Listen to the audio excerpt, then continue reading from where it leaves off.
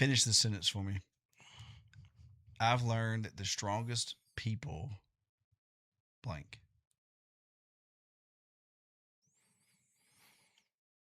Don't tell everybody. Mm-hmm. They don't tell their wins. They don't tell their struggles. They don't. They don't. The strongest people don't feel like they have to tell you they're strong. Mm-hmm. That's what. Yeah, they're humble. I guess. Yeah. This is the Best Dash Collective, a podcast where we talk about real people, real lives, and all the wins and losses that come in that little dash between birth and death. Welcome to the Best Dash Collective. Every life has defining moments. More often than not, the moments that shape us aren't loud or glamorous. They're the early mornings, the long shifts, the sacrifice that nobody applauds. Today's guest has lived a life built around responsibility, from serving in the Marine Corps to protecting communities as a police officer to helping build rockets that carry America's mission into space. James Blankenship has consistently chosen jobs where failure simply isn't an option. But perhaps what impresses me the most isn't his career, it's who he chose to become while living it. Recently, James graduated magna cum laude from Athens State University. On paper, that is impressive, but here's what the paper doesn't tell you. He earned that degree while working massive overtime in one of the most demanding industries in the country, while continuing to show up for his wife, his children, their games, their activities, and the people counting on him every single day. Today isn't about aerospace, it's about character. James, welcome to the Best Dash Collective. Thank you. Happy to be here. Yeah, man. Really excited about this. So, you are. My wife says I collect interesting people as friends, Yeah. and I think, well, that's a compliment to them. Yeah, sure. But life would be boring without interesting people. So, a lot of folks may know you or think they know you out there in the world, but I think it'd be cool to give us the Cliff's Notes of your story. Okay. And we'll get into all the details, but Right. tell us where your story begins. Okay. Well, I was born and raised in Lawrence County, Alabama. Hatton most of my life. When I was 8 years old, my father passed, and my little brother was born not long after that. So for many years, my mom was raising 3 kids on nothing really. Not. She was a seamstress, and that industry went away. So anyway, I always thought I wanted to be in the military when I was in school. I was always pursuing that, and life happened, things changed, but I didn't quite go the route I wanted to, but I did that. Right, it was basically out of high school, and I started going to college right after that, but it only took 25 more years for me to finish 1 degree. But let's see, I lost my train of thought. So got out. I was a police officer for a little while, and I really liked that job, but I think it's kind of changed from what it was then. And it's hard to support a family, police officer salary. So about 18 years ago, I had the opportunity to go work at ULA. That's where I'm at now. Been very blessed. Great opportunity for me and my family. That's a very compacted version. Yeah. We're going to get into a lot of the details on that for sure, but I think it's a great intro of just the roles you've had in the early upbringing. Who in your early life shaped you after your father passed? Who was the person that stepped in that shaped your youth? So I guess there was multiple. There wasn't just one, and each person kind of played their own role, right? So I had 2 cousins, a cousin, Danny Terry, who I killed my first deer with him. And my Uncle Johnny used to take me rabbit hunting and church and stuff like that with him. But probably the one that had the most impact as far as stuff that stuck with me as I got older was my football coach, Steve Kirby. Yeah. Oh, yeah. He'd kill us, man, but let's just say he made a good impression on me, and he kind of did this working adult thing, going to college and all that too. So I don't know, he just inspired me a lot coming out of how to be a decent human being. Is it safe to say he's the one that taught you about the value of hard work? Sure, yeah. I mean, aside from, yeah, I'd say yeah. Yeah. He was, like I said, he was a working adult. He didn't have a degree when he started coaching, but he was showing up for his kids and us, and he was going to school at the same time. And I don't know, man. All these years, it's just kind of been a picture to me of what being a decent person is, being a good man. The dependability. Yeah. Those guys. I had a similar coach like that at Pee Wee. Well, I guess at Good Hope and at like Morgan County Pee Wee, all those guys had jobs. Mm-hmm. That was Pee Wee football. They were daddy ball. Right. But a couple of them, even in high school, that were bivocational coaches. Oh, sure. Interesting. So the audience may not know that we met when we were forming a soccer team. And Jason Saunders, I think, or Michael Cataline turned me on to the Blankenships. I was like, you got to call James. I'm like, I don't know James. We'll call him anyway. So I did. And, we clicked pretty well well enough. Right. Well enough. Flash forward a couple years, and I was planning a bike ride by myself. It was during COVID. And my wife said to your wife, hey, he can't go alone. He'll, I guess she thought I would die or something, get run over, kidnapped. And without any preparation or planning or really thought about it, you're like, yeah, I'll go 100 miles. Let's do it. And so that kind of mental discipline. And I remember on that trip thinking, man, this dude is not normal. This guy's a machine, and he didn't even train, and it was that was a very good, I think, break into our deep friendship. Right. And I've just had a different opinion of you ever since then. And I think you spend a couple of days on a bike in spandex in the cold with a guy. You learn a little bit about yourself and them. And then, yeah. So that was a really good intro of your youth, of just hard work and discipline. And you said before, growing up different. Yeah. And that's and we'll get into some of your story there, but let me just stop you for a second. Yeah, and say, go ahead. I didn't like you, man. Yeah. I didn't you know told you, me that. but I didn't know you, right? So Yeah. I didn't know you, and I don't know if I was just intimidated or what, but you're a very direct person, and I'm a very direct person, and it was going to take somebody else to kind of be a buffer between us, I think, before we could have ever formed any kind of friendship like that. That's fair. Cause the one memory I have is I was coaching a soccer team and you were officiating. Oh gosh. And I don't remember what it was, but I was pretty adamant about something, and you just cold staring. It's like, no, man. And it didn't matter what I said, what I did. Your face didn't, nothing changed. That stoic face, just nope. Hand up, nope. I don't like this guy. But then, yeah, of course, that changed down the road. But yeah, that bike trip changed a lot. Yeah, it did. Just for the record, I don't remember that moment at the soccer game, but you're taught in teacher coach school about refereeing a little bit, and then when you go to be the referee, they're like, hey, you got to just make your call, whatever, move on, and if you waffle. So, but also I'm a jerk. I have a jerk tendency, so I'm not surprised that you thought that. But I'm glad you gave it a second chance. Oh, sure, sure, for sure. But then that bike trip, we'd been around each other, I guess maybe a year or two at that point. Yeah, probably about a year. About a year of sporadic soccer team stuff like that. Yeah, and that bike trip goes from Anniston, Alabama, to Atlanta on old railroad, and we were going to camp. We did one night, and we'll get into that in a minute. But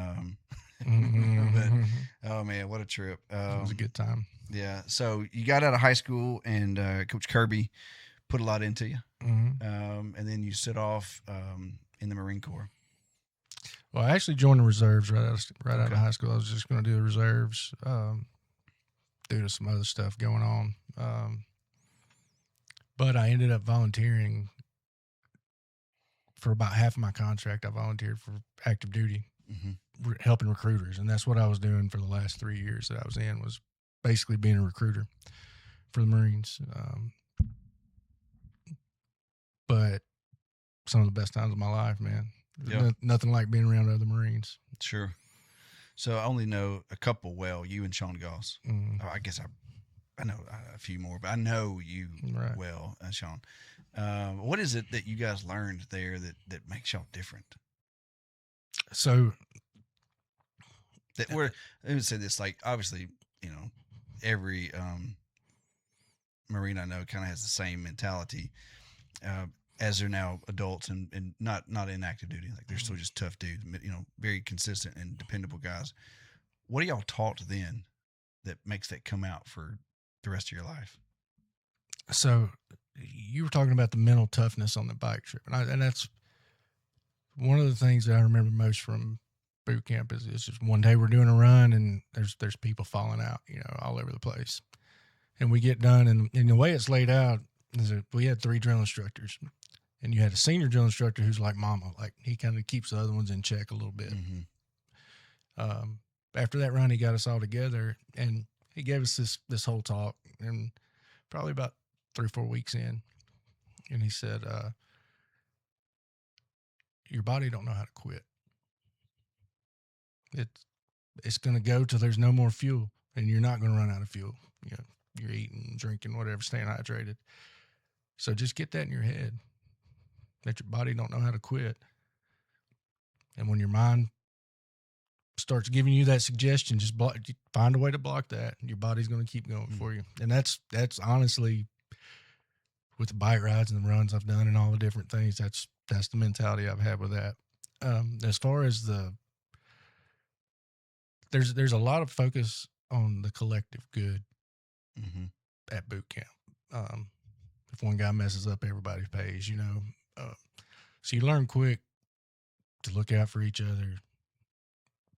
Police yourself, I guess, is a good thing. So that's where some of that accountability, dependability can come from, I imagine. But I don't know, man. It's just hard. It's just a mentally grueling thing to do. And when you're done, they talk you up so much, that it sticks with you, and you carry that on through, I guess. Yeah. Just the inner confidence and Right. inner pride that, hey, I did a hard thing. Right. I did it well. Right. I can see that. No matter if you did it well or not, as long as you did it, man. As long as you walked across that parade finished. deck, yeah, you finished. That's it. That's the mark. That's my mark. Well, I've heard several people talk about those things. Like, it's hard to listen to a leadership podcast now and it not be some military guy, retired military. Love them. They're really good. But they're like, hey, you don't have to be the top dog.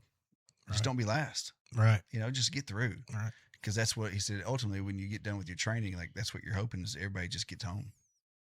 Well, yeah, sure. Period. It's like, so you just got to get through it and do well enough to survive. So, any other thoughts there? No, just on that is, once you get in the Marine Corps specifically, once you get in the fleet, they're not looking at your transcripts, what you did at boot camp. It don't matter where you graduated, how you shot, how you ran.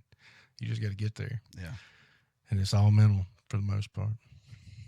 So you took that Marine life, that Marine experience, and moved it into being a police officer for Decatur, Alabama. Yeah, that's where we are, Decatur, Alabama. I don't guess I ever ran into you. It's probably a good thing. Nah, probably not. But what did you take from the Marine Corps into being a police officer? Because you moved up pretty quick. You were field training. Well, officer. that was after. That was with Cortland. That stuff. Okay. No, with Decatur, I wasn't. But yeah. Okay. So tell us about that transition from military to Decatur to Cortland. So Decatur was. I guess I joined the police department looking for kind of the same thing I got in the Marines. And I was disappointed that that's not how it was. It was more bureaucratic for the most part. But this is right before a lot of social unrest started happening, and policing was different back then. So, the things we were doing, I don't know if you could do now. That's why I tell guys anymore. It's like I don't think I could do that job. But going into it, the confidence I gained from just being a Marine carried me through being a police officer, because at that point I was probably 175 pounds, 5'9". Everybody wants to test a little guy. So just confidence I got from being a Marine helped me a lot with that. But and there's a discipline to it, obviously, that you're sitting in a car for 2 hours doing nothing, and all of a sudden you've got to be running 100 miles an hour. So you got to be. It's real easy in those situations to get out of shape or not take care of yourself. So I was very adamant about my fitness when I was a cop, because it was like it could be life or death. You never know. Yeah. But it was Decatur. I went to work. I only worked there for a couple of years, and that's when I got the job at ULA, and I went part-time in North Cortland just to keep my certifications in case something happened. And I did get laid off and had to use those certifications, but that's where I ended up being a trainer and lieutenant over the part-time guys, and did all the scheduling for them, and sat in on hiring panels and all that stuff. But that responsibility hit a little different, because you're responsible at that point for everybody, and it's hard to police and be responsible just for yourself. But when you got to have a bunch of other guys that you got to count on them doing the right thing also, it was a pretty nerve-wracking job to have. But it was good, man. Like, I don't know if I'd do it any different than I did with that. So that's always a question I want to know is, would you do it different? If you could go back, what would you do different? Post-military, I wouldn't do anything different, I don't think. Okay. So you moving through those ranks from police officer to then getting a big job at ULA, and then part-time with Colbert County? Cortland. A lot of people depending on you. Yeah, that was a tough time. That was I say I was part-time, but we worked 4-10s at Decatur, and I was working Monday through Thursday, and then Thursday night I would go to Cortland for 12-hour shifts, Thursday night, Friday night, Saturday night. So I was basically 2 full-time jobs at that point. So right before my son was coming along, and I was kind of in a hole trying to dig myself out. So I was working a lot and having to worry about a house for the first time. I'd never had, because when I was a cop, I had a free apartment also. So, right. Just learning new things that you take for granted, and the money that it takes to do things. Yeah. You don't realize. But yeah, it's 2 full-time jobs at that point. Do you ever think there was a moment where you were like, I can't or don't want to carry all this load anymore? Oh yeah. Yeah. That happens. How'd you get through it? To the young person the young man who's in that situation right now, what would you say? What would you say to him? To clearly define whatever his goal is, and measure that goal up against whatever he's doing, and decide whether it's worth it or not. I know society puts pressure on people to be productive all the time and do this and do that, but everybody's not built the same, man. So figure out what you want. And if that's what you got to do to get it, then stick to it, man. Get it done. Body don't know how to quit, right? You don't know how to quit. Don't quit. Just keep going. But on the other hand, if it's not really worth all the effort, if you're so miserable that you just can't function anymore, you got to find a way you got to give something up. Your mental health is very important. Also, how it affects your family at home and all that. So I think getting through that, those kinds of moments when you're trying to figure out in your own head what you want and what you're willing to give up. I forget who I talked to about having to make those choices of what I'm going to take off my plate today. But in that, a lot of times people don't realize you're battling all those things, or they don't realize how many plates you're actually spinning at one point. True. And I see that long time ago, I don't know, 2 or 3 years ago, you said, "Hey, I'm going to go get my bachelor's." And I was like, "Awesome, that's really cool." And I love that. I love, I'm an educator, so I love lifelong learning. But watching you do that, the word that came to mind always was just a real quiet strength. 'Cause Well, I you didn't appreciate talk that. about it.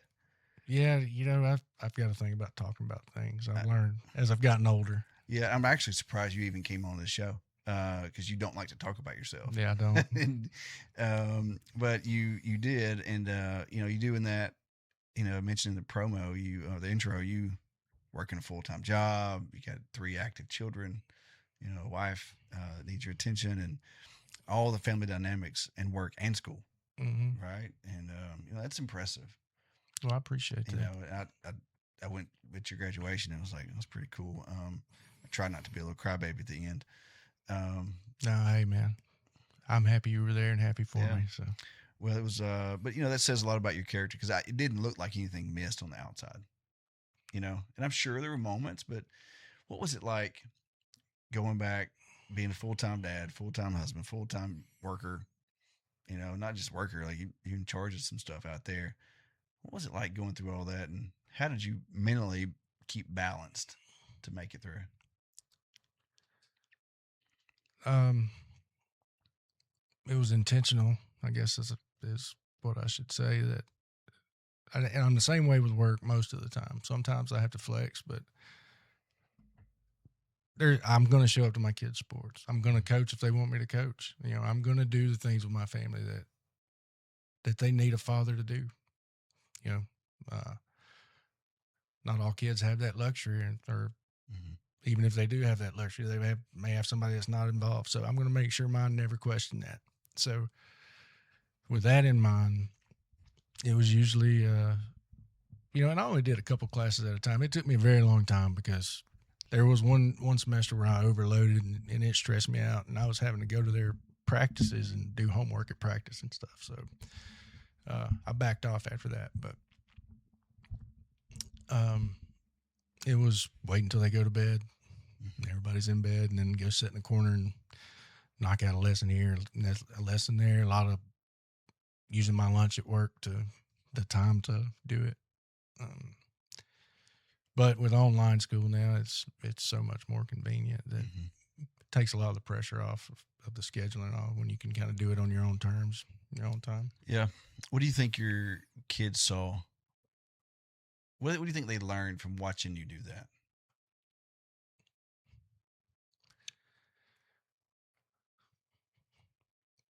So the degree was a goal from way back. I'm the first person in my family to have a bachelor's degree, and that was a thing to me.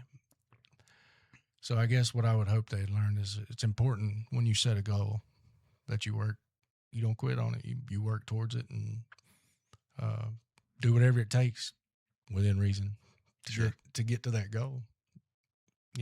Don't say you're going to do something, don't do it. And as I've gotten older and realized how much more important that is than I ever did when I was a younger man,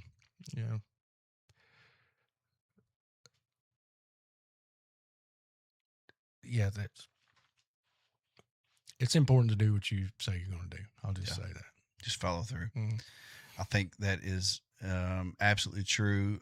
I've got a bunch of fraternity brothers, and I don't know, 6 months ago, we were all not fussing. We were all like supporting each other in a group text, and somebody was like, "Hey, what if we just started praying for each other?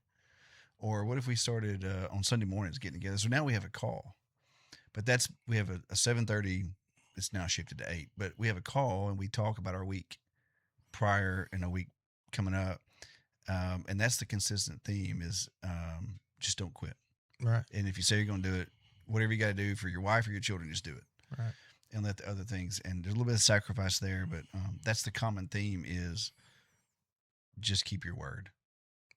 And at the end, our kids will be okay and they'll love us for it no matter what. And there's not enough value put on that in today's society, I think. Yeah. It's tough though. All those things considered, when you walked across that stage, and accomplished your goal, first one in your family to get a college degree. What did that mean to you beyond the diploma?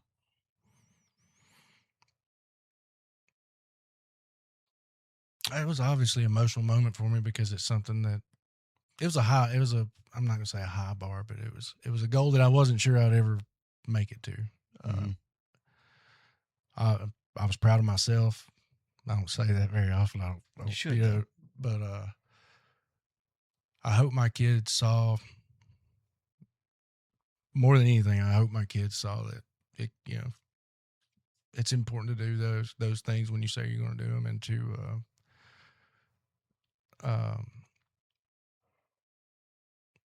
work hard. Sorry. Yeah. And to work hard and stick with it, man. Yeah. I know I keep kind of saying that, but that's really what coming out of that for me personally. Obviously, there was some pride, but it was important that my kids saw me do that. Well, and I understand what you mean because Jake is same age as Rowan, and they're a couple years out of from being out of high school, Mm-hmm. and it's a major life change, and they don't know what they're going to do. They think they do today, and it'll change, but they've got to find something, and they start it well and finish it well. Right. And at that age, man, at that 18 to 20, 21, Mm-hmm. you're not any crazier than you are right then. And as a man. I've tried to tell. That's what I've tried to tell mine. Is like I want to keep you from making all the mistakes I made. Right. When I say I wouldn't have changed anything after military, there's a reason for that, because I had opportunities for scholarships, and Coach Kirby actually got me a scholarship. All these different things, and I didn't take them. And he chalked that up in the mistakes column that you want to help your kids avoid. Getting into debt with school and those things. So, trying to make sure they don't have the same roadblocks, whether that's self-inflicted or not. Yeah, there's a meme I keep seeing about fatherhood, and it says, "I want my son to learn the lessons without the scars." That's right. You can't sum it up any better than that. And that's tough, though. If I can do that and help him to become a good man, and my daughters to be good people, good women, that's success, man. So. It is success, but I'm gonna ask this question though. I'm speak out of the other side of my mouth. Do you think the lessons hit the same if there's not a little bit of pain to them? No, I don't think they do. So I don't either. But as a father, like you don't want them to struggle, but then you say, well, I want them to hit a little bit of a rough patch just to understand what it really means to have that grit. Yeah, sure. So how do you not manufacture those moments, but how do you guide them through just enough of the hurt to understand what they're really doing? So I'm probably the worst person to ask that question to, because I'm soft on my kids, man. But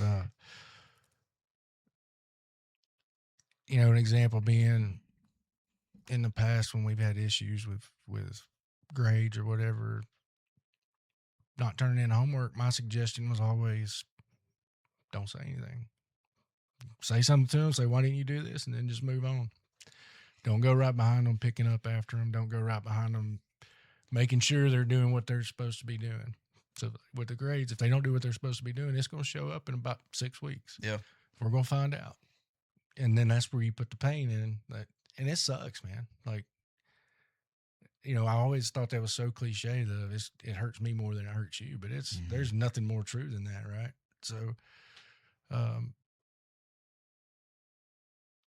just got to give them enough rope to make some simple mistakes now, so that hopefully they can avoid the bigger ones down the road, I guess. Yeah, that was my father's approach always. He said, I'll give you enough rope to do what you want to do, but you'll hang yourself. Right. I won't have to. That's right.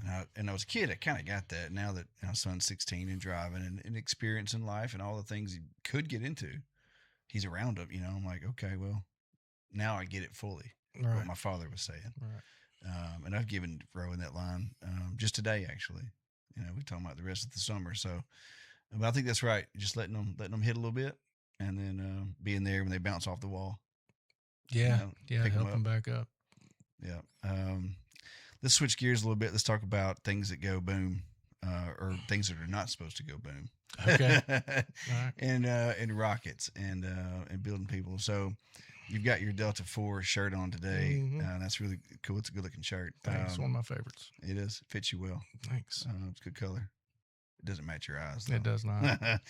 But you've been on the Atlas 5, the Delta 2, the Delta 4, and then most recently the Vulcan rocket, which you just had a launch a couple weeks, month ago. It was Atlas. We just actually launched a couple days ago. Yeah, another The one. third. So we did 2 within a month there. That's crazy. What is it like to work on something that is got to be the most complex thing in human history, and results responsibility is such a big deal for every little thing you do. What's that like? I think a lot of people,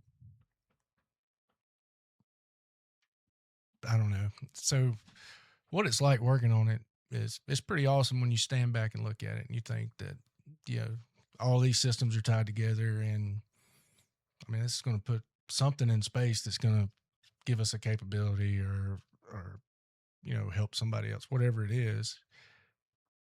We're the America's Ride to Space used to be our slogan, and I always thought that was pretty cool that, you're building a complex machine. You're right. But it's broken down into steps, so many sub steps that I think it keeps you from kind of getting overwhelmed with that. But I think people, even where I work, end up taking it for granted. You start treating it just like any other job. And we just had to talk about this kind of thing this morning because, there's metrics that kind of track because you start seeing mistakes show up, and we can't have a mistake. There's no second chances. When you light the fuse, it's lit. So I think some people do get in there. After a while, you get complacent, and vigilance in that job is key. And they give you every opportunity to do it right the first time. It's all up to you. There's always a drawing, and there's plans to go with the drawing. And I joke and I tell people, if you could put together IKEA furniture, you could do my job, because they give you all those tools to make it that easy. Easy. Sure. Easy, relatively, I guess you should Compartmentalized, say. but yeah. But it is a lot of practice. There's definitely a pucker factor when you're sitting there and the countdown's going on. And, did I really torque that tube right, or whatever? Yeah, there's definitely some second guessing that goes on too. I can imagine in my world, the worst thing that's going to happen is I'm not going to answer an email, or like something gets delayed a couple of days. But everybody lives, and nothing goes boom. There's not a whole lot of money or any money wait. So it's like, and I think about what you do, and you were driving down a while back and tell us about that launch. I was like, that's just the coolest thing, to be a part of that. Even no matter what you're doing. Right. If you're the guy that opened the gate to get the thing out of the plant, well, cool. Like, right. Like every little step matters. But what you're a part of that, and you've grown into not just doing it, but also teaching people. Yeah, there's some systems and machines that I do the OJT packages on and stuff like that. Yeah. What is it more in your world? Do you think it's more technical skill, or is it more interpersonal? Technical skill, 100%. Because it's so an ideal day for me at work, I get assigned to a job by myself. I can put earbuds in, listen to music, do whatever, but I don't have to communicate with anybody. Basically, on a perfect day. You get into some of the other roles. I'm a technician, but you get into some of the other roles like the management. Those guys, it's the communication skills with them for sure. You don't have to have any technical background. They've proven that with the people they've been hiring for those jobs. Yeah, I can relate. I get just enough experience at work with the guys who do the job, and the guys who think they know what those people are doing, right? And then the people who think they know what everything's happening. And a lot of times it's just that first guy that really knows what needs to be done as far as the training or the skills and all that. And it's an interesting relationship. It is, and the best, most successful companies listen to that guy, Mm-hmm. and there's I don't want to be speaking out of class too much, but it's important, and it's noticed when that starts going away. When you stop listening to the guys that know, the guys that are out there hands on every day. That's your expert, and you got to use him as such. Yeah. When I was first year teacher, the head coach is like, "Hey, two people you want to make sure you treat well is the bookkeeper, secretary. Sometimes the same person, sometimes not." He said, "And every custodian." Right. And I understood what he meant. My father taught me to treat people well. I didn't listen, but I understood what he meant. But man, that has been so true. Is the people who actually taking care of you, taking care of the building at that level, take care of everything else. You Right. know, and when you take care of that technician who's doing the what quote unquote most basic job, man, that's a culture that that's a culture that doesn't really go away. Does that play into how you run your family? How you lead your family? Well, again, I'm pretty soft. I'm pretty lenient on my family. But we try to have a culture of mutual respect and not hiding anything from each other. So I guess as far as leading the family, I rarely make a decision on my own. I don't think that's how you should do that. But just I try to be a good example of what a man should be for my family. I feel like that's probably the most, other than making money to pay the bills, that's one of the most important responsibilities I have. Agree. Setting that example. Gosh, it's just that's a whole nother show. All right. What to do with children who don't have that. So, looking back when your kids are all gone, they're out doing their own thing, and you're just there, you and Mandy looking at each other, trying to figure out what to do on a Saturday night, or your kids call and then you hang up and you have that moment where it's quiet again, or we're really old and Christmas is gone and the house is super quiet. Right. What are you going to look back on those moments and say, man, I'm glad I did X?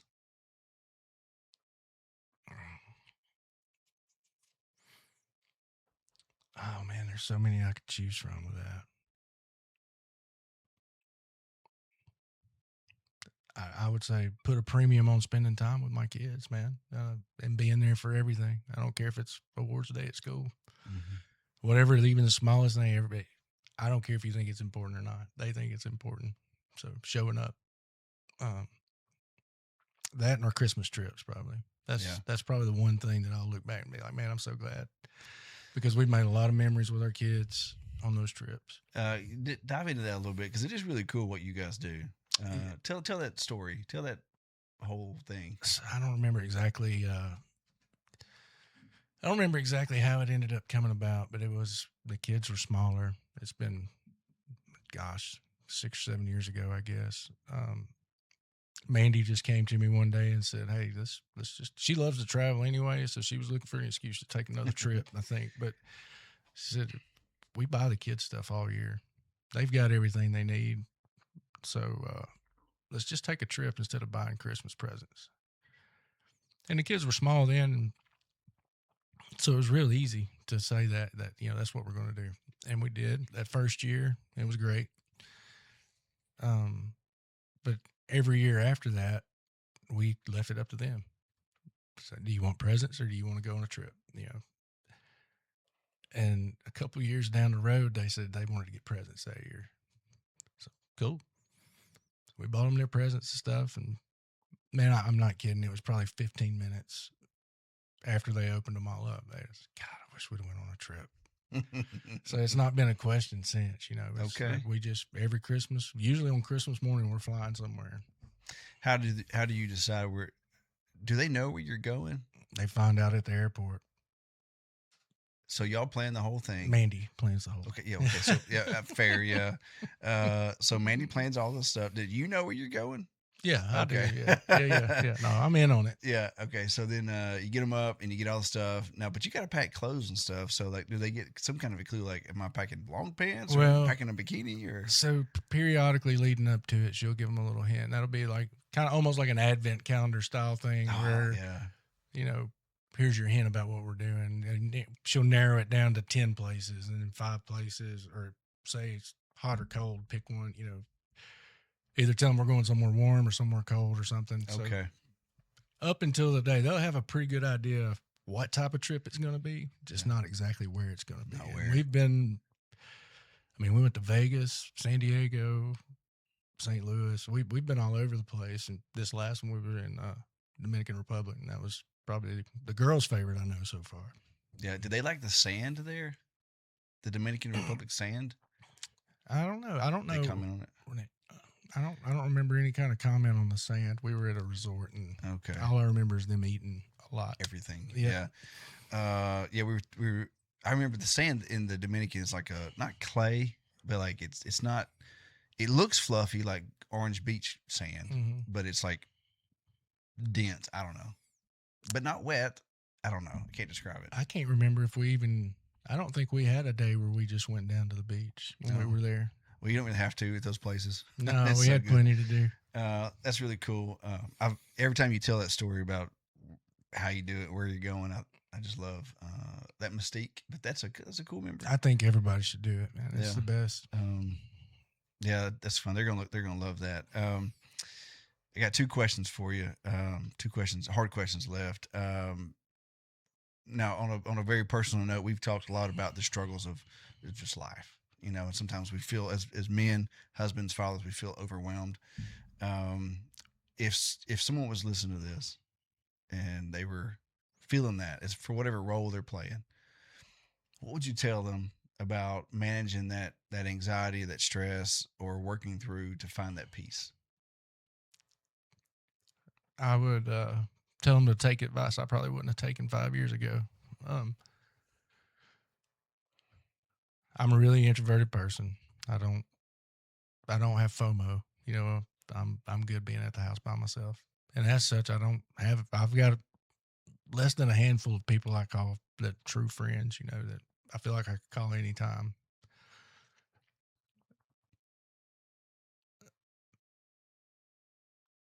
But it's important to have men, for another young man, to have men that he can talk to in those situations.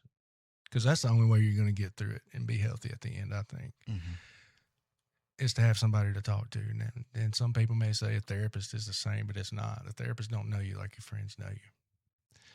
And a therapist is probably not as likely to just call you out like your friends might call you out for doing something stupid. But that would 100% be my advice, is have at least one friend that you trust to be able to talk to in those situations.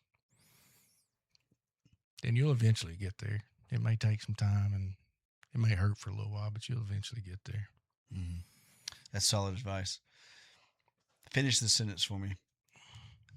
I've learned that the strongest people blank. Don't tell everybody. Mm-hmm.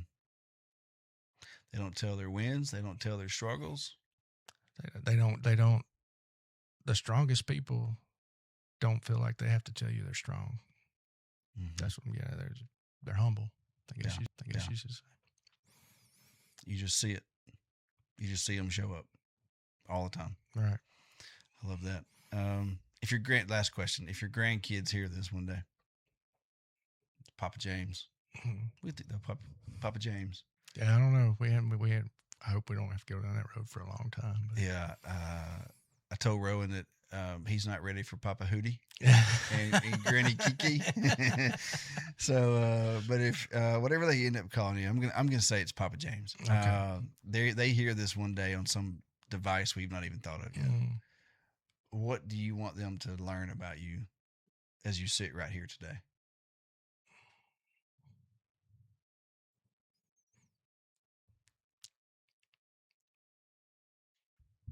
That I'm a flawed person that has chosen to keep showing up and keep fighting those flaws to try to be the person that I should be.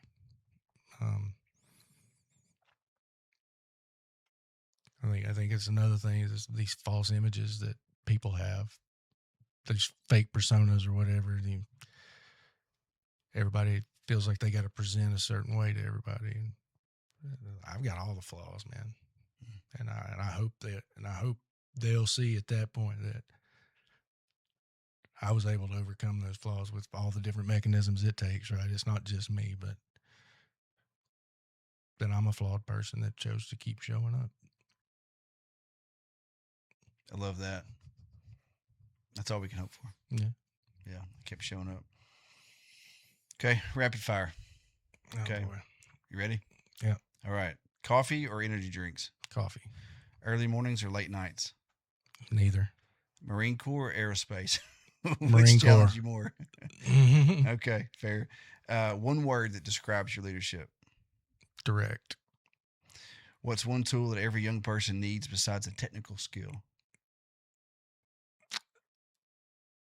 Communication skills. Does that count? Mm-hmm. Oh, absolutely. Okay. It's not technical. What's something people misunderstand about toughness? They have an image of what that is, and it's not always that. Yeah, for sure. One thing you're still working to improve. Oh man. I guess keeping my wants and desires in bounds. I saw a thing the other day that said if a man can control his greed for money, his lust for sex, and his desire for food, he's beaten 95% of the temptations in life. Right. Yeah. And there's others out there. I've probably struggled with most of them, but that's a hurdle I've overcome more recently. It's just so Freemasonry. It's one of the tenets of Freemasonry is circumscribe your desires. Keep them in your circle. Don't let them out. That way you got them where you can kind of control them. Is the Freemason Brotherhood something you can talk about here? Yeah, I can talk about it. Okay. We're getting a little bit long in time. We got a few minutes. Okay. I remember you, whenever it was, you said you were going to start that, and I thought that was really cool. What does it mean to be a Freemason in today's world?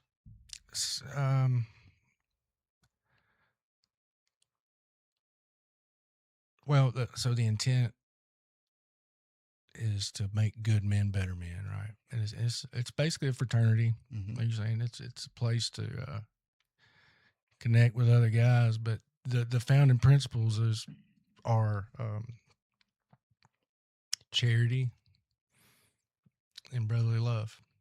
So that's what it means to be a Mason. If you want to get down to the bare bones of it, that's what it. Get on Google, you can about make it anything you want it to be right now, I think. But it's all about being a better person at the end of the day. That's all it is.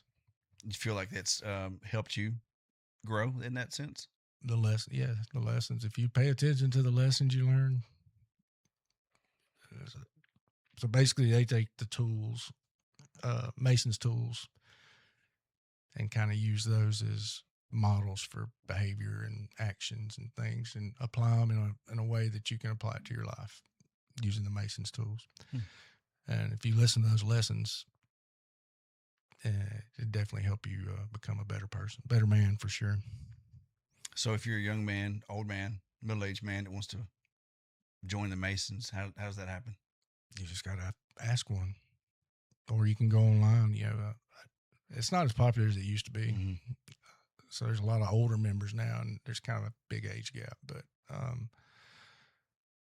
yeah, I mean, you can either go online, or if you know somebody, just ask them. They'll get you a petition.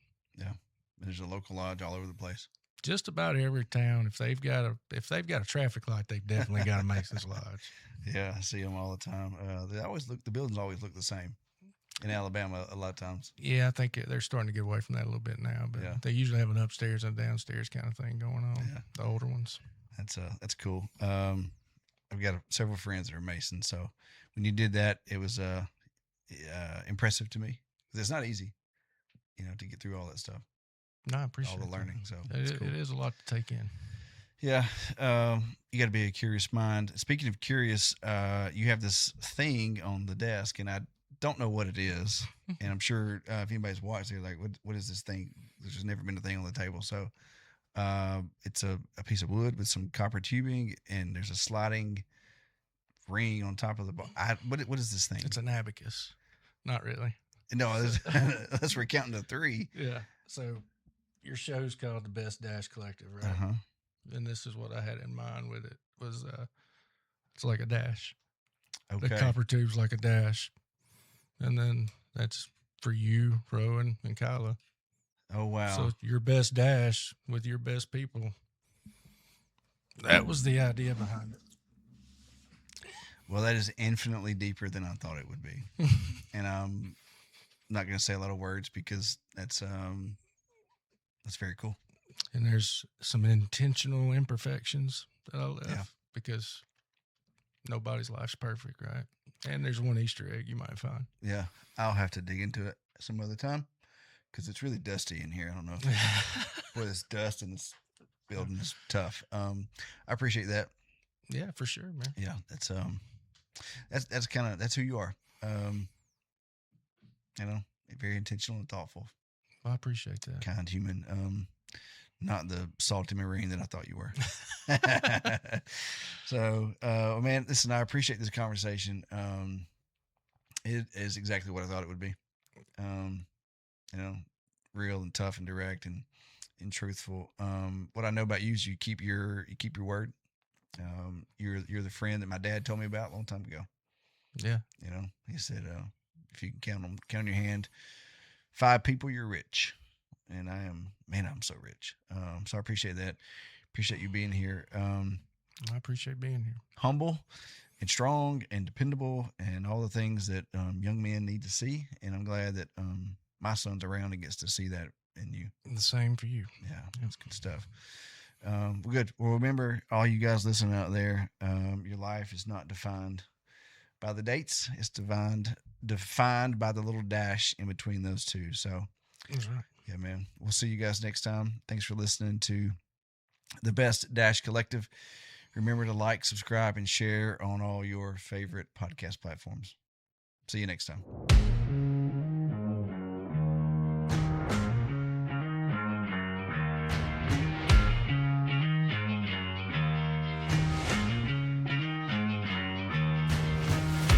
Finish the sentence for me.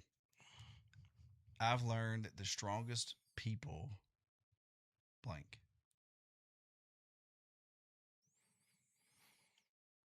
Don't tell everybody. Mm-hmm. They don't tell their wins. They don't tell their struggles. They don't. The strongest people don't feel like they have to tell you they're strong. Mm-hmm. That's what I'm getting at. They're humble, I guess you should say.